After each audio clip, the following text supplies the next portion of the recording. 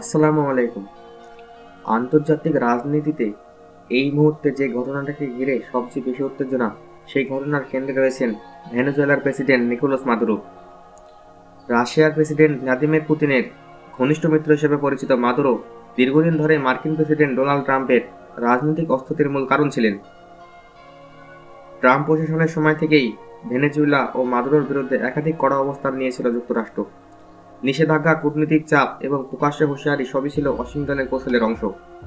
কিন্তু সেই নিষেধাজ্ঞা উপেক্ষা করেই ভেনেজুয়েলা চীন, রাশিয়া ও উত্তর কোরিয়ার সঙ্গে ব্যবসায়িক সম্পর্ক বজায় রাখে।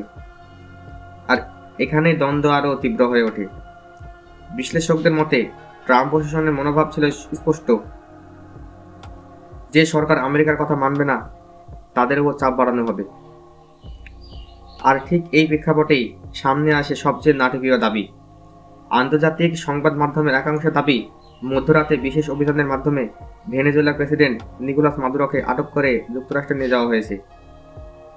এই দাবিকে ঘিরেই প্রকাশ্যে আসে একটি ভিডিও, যা নিয়ে এখন গোটা বিশ্ব তুমুল বিতর্ক।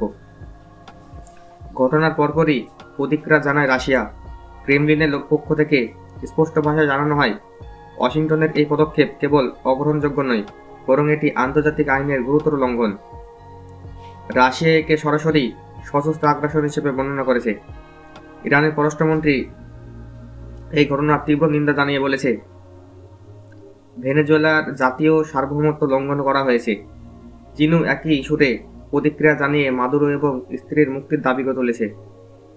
এদিকে মার্কিন প্রেসিডেন্ট ডোনাল্ড ট্রাম্প এক সংবাদ সম্মেলনে দাবি করেন, ভেনেজুয়েলার প্রশাসনিক ও অর্থনৈতিক কাঠামোতে যুক্তরাষ্ট্রের প্রভাব বাড়ানো হবে।